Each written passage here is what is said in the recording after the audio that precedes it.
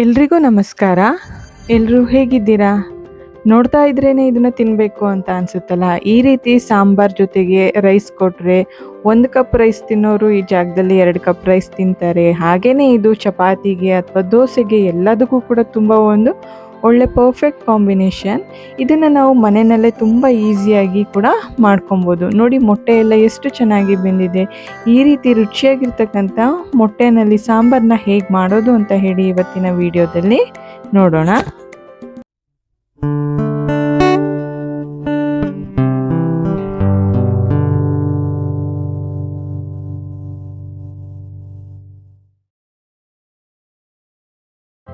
ಎಲ್ರಿಗೂ ಅಮ್ಮನ ಪಾಕಶಾಲೆ ಯೂಟ್ಯೂಬ್ ಚಾನೆಲ್ಗೆ ಸ್ವಾಗತ. ಈ ಸಾಂಬಾರನ್ನ ಮಾಡೋದಕ್ಕೆ ಮೊದಲನೇದಾಗಿ ಇಲ್ಲಿ ನಾನು ಒಂದು ಮಸಾಲೆನ ರುಬ್ಕೊತಾ ಇದ್ದೀನಿ. ಇದಕ್ಕೆ ನಾನು ಒಂದು ಮಿಕ್ಸಿ ಜಾರ್ಗೆ 1 ಈರುಳ್ಳಿನ ಈ ರೀತಿ ಕಟ್ ಮಾಡಿ ಹಾಕ್ಕೊತಾ ಇದ್ದೀನಿ. ಅದ್ರ ಜೊತೆಗೇ ನಾನು ಒಂದು ಅರ್ಧ ಕಪ್ಪಷ್ಟು ತೆಂಗಿನಕಾಯಿನೂ ಕೂಡ ಈ ರೀತಿ ಸಣ್ಣಗೆ ಪೀಸ್ ಮಾಡಿ ಹಾಕ್ಕೊತಾ ಇದ್ದೀನಿ. ನೀವು ಇದನ್ನು ತೆಂಗಿನಕಾಯಿನ ಈ ರೀತಿ ಪೀಸ್ ಮಾಡಿ ಹಾಕೋ ಬದಲು ಇದನ್ನು ತುರಿದ್ಬಿಟ್ಟು ಕೂಡ ಹಾಕ್ಕೊಬೋದು. ಹಾಗೆಯೇ ನಾನಿಲ್ಲಿ ಒಂದು ಟೊಮೆಟೊ ಕೂಡ ಹಾಕ್ಕೊತಾ ಇದ್ದೀನಿ. ಜೊತೆಗೆ ಒಂದು 2 ಪೀಸಷ್ಟು ಶುಂಠಿ, ಅದ್ರ ಜೊತೆಗೇ ಸ್ವಲ್ಪ ಬೆಳ್ಳುಳ್ಳಿನೂ ಕೂಡ ನಾನಿಲ್ಲಿ ಸೇರಿಸ್ಕೊತಾ ಇದ್ದೀನಿ. ಒಂದು 3ರಿಂದ 4 ಎಸ್ಲಷ್ಟು ಬೆಳ್ಳುಳ್ಳಿನೂ ಕೂಡ ಹಾಕ್ಕೊತಾ ಇದ್ದೀನಿ. ಅದ್ರ ಜೊತೆಗೆ ನಾನಿಲ್ಲಿ ಖಾರಕ್ಕೆ ಎಷ್ಟು ಬೇಕೋ ಅಷ್ಟು ಖಾರದ ಪುಡಿನೂ ಕೂಡ ಸೇರಿಸ್ಕೊತಾ ಇದ್ದೀನಿ. ಇಲ್ಲಿ ನಾನು 1-1.5 ಸ್ಪೂನಷ್ಟು ಹಾಕ್ಕೊತಾ ಇದ್ದೀನಿ. ನೀವು ನಿಮ್ಮ ಖಾರಕ್ಕೆ ಎಷ್ಟು ಬೇಕು ಅಂತ ನೋಡಿಕೊಂಡು ಹಾಕ್ಕೊಳ್ಳಿ. ಅದೇ ಇದರಲ್ಲಿ ನಾನು 1ರಿಂದ 1.5 ಸ್ಪೂನಷ್ಟು ಧನಿಯಾ ಪುಡಿನೂ ಕೂಡ ಸೇರಿಸ್ಕೊತಾ ಇದ್ದೀನಿ. ಇದ್ರ ಜೊತೆಗೆ ನಾನು ಒಂದು 1/4 ಟೇಬಲ್ ಸ್ಪೂನಷ್ಟು ಅರಿಶಿನ ಪುಡಿನೂ ಕೂಡ ಹಾಕ್ಕೊತಾ ಇದ್ದೀನಿ. ಇದಿಷ್ಟು ಹಾಕಾದ್ಮೇಲೆ ನಾವು ಇದಕ್ಕೆ ನೆಕ್ಸ್ಟು ಒಂದು ಸ್ವಲ್ಪ ಚಕ್ಕೆ ಅದನ್ನು ಕೂಡ ಹಾಕ್ಕೊಬೇಕು. ಒಂದು 3-4 ಪೀಸಸ್ಸಷ್ಟು ಚಕ್ಕೆ ಹಾಕ್ಕೊಳ್ಳಿ. ಅದ್ರ ಜೊತೆಗೆ ಒಂದು 3 ಲವಂಗನೂ ಕೂಡ ಸೇರಿಸ್ಕೊಳ್ಳಿ. ಇದ್ರ ಜೊತೆಗೆ ಒಂದು 3ರಿಂದ 4 ಕಾಳು ಮೆಣಸನ್ನು ಕೂಡ ಹಾಕ್ಕೊಳ್ಳಿ. ಜೊತೆಗೆ ಒಂದು 1/4 ಟೇಬಲ್ ಸ್ಪೂನಷ್ಟು ಗಸಗಸೆನೂ ಕೂಡ ಸೇರಿಸ್ಕೊಳ್ಳಿ. ಒಂದು ಸ್ವಲ್ಪ ಹುರುಗಡ್ಲೆನೂ ಕೂಡ ಹಾಕ್ಕೊಳ್ಳಿ. ಅದ್ರ ಜೊತೆಗೆ ನಾನಿಲ್ಲಿ ಒಂದು ಸ್ವಲ್ಪ ಪುದೀನ ಸೊಪ್ಪು ಹಾಗೆ ಕೊತ್ತಂಬರಿ ಸೊಪ್ಪನ್ನು ಕೂಡ ಹಾಕ್ಕೊತಾ ಇದ್ದೀನಿ. ನೋಡಿ, ಈ ರೀತಿ ಮಸಾಲೆನೆಲ್ಲ ಹಾಕಿ ನೀವು ಕೂಡ ಮಾಡಿ ನೋಡಿ, ತುಂಬ ರುಚಿಯಾಗಿ ಬರುತ್ತೆ ಈ ಸಾಂಬಾರಂತೂ. ಈ ರೀತಿ ಹಾಕಿ ಎಲ್ಲನೂ ಕ್ಲೀನಾಗಿ ಒಂದು ಸ್ವಲ್ಪ ನೀರನ್ನ ಹಾಕ್ಕೊಂಡು ಚೆನ್ನಾಗಿ ಗ್ರೈಂಡ್ ಮಾಡ್ಕೊಳ್ಳಿ. ನೋಡಿ, ಇಷ್ಟು ಇದರಲ್ಲಿ ಇದ್ದರೆ ಸಾಕು. ಈಗ ನೆಕ್ಸ್ಟ್ ನಾವು ಈ ಸಾಂಬಾರಿಗೆ ಒಂದು ಒಗ್ಗರಣೆನ ಹಾಕ್ಕೊಳ್ಳೋಣ. ನಾನಿಲ್ಲಿ ಮೊದಲನೇದಾಗಿ ಒಂದು ಪಾತ್ರೆಗೆ ಒಂದು 2ರಿಂದ 3 ಸ್ಪೂನಷ್ಟು ಎಣ್ಣೆನ ಹಾಕ್ಕೊತಾ ಇದ್ದೀನಿ. ನೀವು ಇದಕ್ಕೆ ನಾರ್ಮಲಾಗಿ ರೆಗ್ಯುಲರಾಗಿ ಏನು ಎಣ್ಣೆ ಉಪಯೋಗಿಸ್ತೀರಾ ಅದನ್ನು ಹಾಕ್ಕೊಬೋದು, ಅಥವಾ ಕೋಕೋನಟ್ ಆಯಿಲ್ ಹಾಕೋದಿದ್ರೆ ಅದನ್ನು ಕೂಡ ಹಾಕ್ಬೋದು. ಆ ಎಣ್ಣೆ ಹಾಕಿದ್ರೆ ಇನ್ನೂ ಟೇಸ್ಟ್ ತುಂಬ ಜಾಸ್ತಿ ಆಗುತ್ತೆ.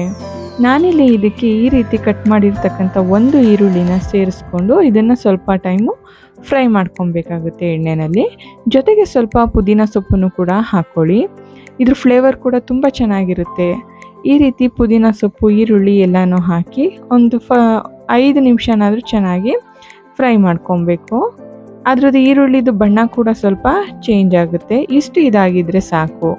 ಈಗ ನಾನಿಲ್ಲಿ ಒಂದು 1/4 ಟೊಮೆಟೊನ ಸೇರಿಸ್ಕೊತಾ ಇದ್ದೀನಿ. ಒಂದು 1/4 ಭಾಗದಷ್ಟು ಟೊಮೆಟೊನ ನಾನು ಅಲ್ಲಿ ರುಬ್ಬೋದಕ್ಕೆ ಹಾಕಬೇಕಾದ್ರೆ ಸ್ವಲ್ಪ ತೆಗೆದಿಟ್ಟಿದ್ದೆ. ಅದನ್ನು ಈಗ ಇಲ್ಲಿ ನಾನು ಸಣ್ಣಗೆ ಕಟ್ ಮಾಡಿ ಇದಕ್ಕೆ ಹಾಕ್ಕೊಂಡು ಇದನ್ನು ಕೂಡ ಫ್ರೈ ಮಾಡ್ಕೊತಾ ಇದ್ದೀನಿ. ಈ ರೀತಿ ಇದನ್ನು ಫ್ರೈ ಮಾಡ್ಕೊಂಡಾದ್ಮೇಲೆ ನಾವು ರುಬ್ಬಿಟ್ಕೊಂಡಿದ್ವಲ್ಲ ಮಸಾಲ, ಕಾಯಿ, ಈರುಳ್ಳಿ, ಟೊಮೆಟೊ, ಶುಂಠಿ, ಬೆಳ್ಳುಳ್ಳಿ, ಈ ಮಸಾಲೆನ ಈಗ ಹಾಕಿ ಇದನ್ನು ಒಂದು 2 ನಿಮಿಷನಾದರೂ ಚೆನ್ನಾಗಿ ಎಣ್ಣೆಯಲ್ಲಿ ಹುರ್ಕೊಬೇಕಾಗುತ್ತೆ. ಈ ರೀತಿ ಎಣ್ಣೆಯಲ್ಲಿ ಫ್ರೈ ಮಾಡ್ಕೊಂಡಾದ್ಮೇಲೆ ಇದಕ್ಕೆ ನಾವು ಎಷ್ಟು ನೀರು ಬೇಕು ಅಂತ ನೋಡಿಕೊಂಡು, ಕನ್ಸಿಸ್ಟೆನ್ಸಿ ನೋಡಿಕೊಂಡು ಇದಕ್ಕೆ ನೀರನ್ನು ಹಾಕ್ಕೊಬೇಕು. ಅಂದರೆ ನಿಮಗೆ ಸಾಂಬಾರು ಸ್ವಲ್ಪ ಗಟ್ಟಿ ಬೇಕು ಅಂತ ಅನಿಸಿದ್ರೆ ಸ್ವಲ್ಪ ನೀರನ್ನ ಕಡಿಮೆ ಹಾಕ್ಕೊಳ್ಳಿ. ಇಲ್ಲ, ನೀವು ನೋಡಿಕೊಂಡು ಎಷ್ಟು ಬೇಕು ಆ ಕನ್ಸಿಸ್ಟೆನ್ಸಿಗೆ ನೀರನ್ನು ಸೇರಿಸ್ಕೊಬೇಕು. ಈ ನೀರೆಲ್ಲ ಸೇರಿಸಾದ್ಮೇಲೆ ಇದನ್ನು ಒಂದು 5 ನಿಮಿಷ ಹಾಗೆಯೇ ಕುದಿಯೋದಕ್ಕೆ ಬಿಟ್ಟು ಈಗ ಇದಕ್ಕೆ ನಾನು 1 ಮೊಟ್ಟೆನ ಹೊಡೆದ್ಬಿಟ್ಟು ಹಾಕ್ತಾ ಇದ್ದೀನಿ. ನೋಡಿ, ಈ ರೀತಿ 1 ಮೊಟ್ಟೆನ ಹಾಕಾದ್ಮೇಲೆ ಇದನ್ನು ಕ್ಲೀನಾಗಿ ಮಿಕ್ಸ್ ಮಾಡ್ಕೊಬೇಕು. ಈ ರೀತಿ ಮಾಡ್ಕೊಳ್ಳೋದ್ರಿಂದ ಇದ್ರದ್ದು ಟೇಸ್ಟ್ ಕೂಡ ತುಂಬ ಚೆನ್ನಾಗಿ ಬರುತ್ತೆ.